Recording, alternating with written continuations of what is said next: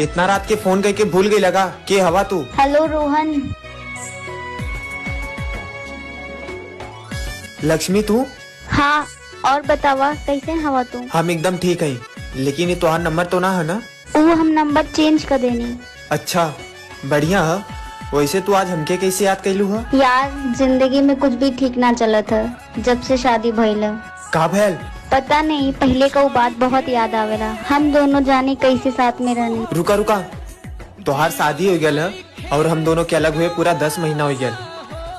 जमा रहा है वो 10 महीना पहले, अब कुछ ना, ठीक है?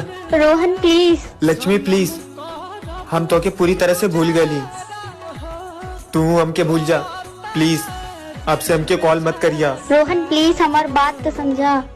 होई प्यार ना दोबारा होई प्यार ना दोबारा।